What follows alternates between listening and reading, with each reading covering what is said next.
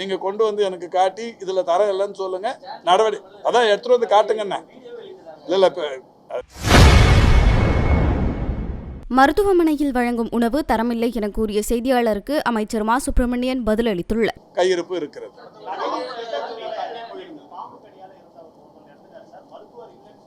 அதாவது அந்த மருத்துவமனையில் 2 மருத்துவர்கள், ஒரு மருத்துவர் கிராமத்தில் போய் மருத்துவ சேவையாற்றுவதற்கு சென்றதாக இப்போது சொல்லுகிறார். ஆனால் மருத்துவர் அந்த நேரத்தில் இல்லாத இருந்தது என்பது உடனடியாக தகவல் தெரிந்தவுடனே நானும் துறையின் செயலாளரும் அந்த மருத்துவரை இப்போது தற்காலிக பணியிடை நீக்கம் செய்திருக்கிறோம்.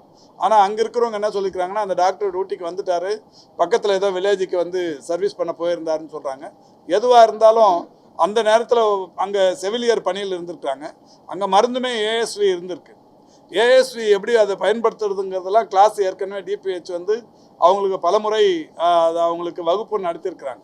இப்போ இதுக்கு முன்னாடி அந்த மருத்துவமனையில் இந்த மருந்தே கிடையாது. ஆனால் இந்த அரசு வந்ததுக்கு அப்புறம் இருக்குது.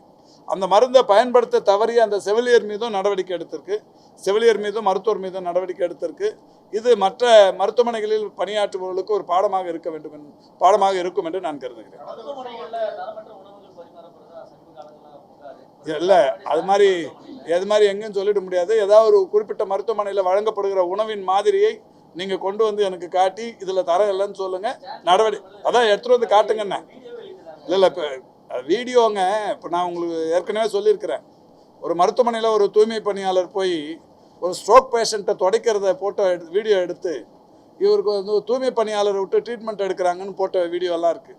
அதில் நிறைய பேர் கவனமாக இருக்கிறாங்க. கையில் ஒரு செல்ஃபோன் எடுத்துகிட்டு போய் அவங்களாவே ஏதாவது ஒரு தவறை பண்ணி அந்த தவறை சுட்டி காட்டுறதுக்கு வீடியோ எடுத்து சோஷியல் மீடியாவில் ஸ்ப்ரெட் பண்ணுறது, உங்களை மாதிரி தொலைக்காட்சிகள் உடனடியாக அதை பிரேக்கிங் நியூஸ் எடுத்து வர்றது, இது நிறைய நடக்குது.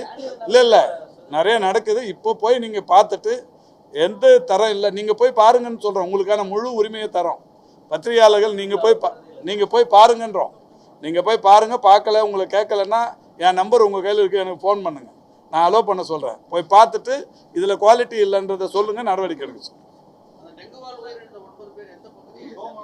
தமிழ்நாடு முழுக்க இருக்கிறாங்க. இந்த கோமார்பிடிட்டி இணை நோய் பாதிப்பு இருக்கிறவங்க, நோய் எதிர்ப்பு சக்தி குறைவாக இருக்கிறவங்க, குழந்தைங்க, வயதானவர்கள், அந்த மாதிரி ஒவ்வொருத்தருக்குமே அந்த மெடிக்கல் ஹிஸ்ட்ரி இருக்குது. அதை நான் உங்களுக்கு கொடுக்க சொல்கிறேன்.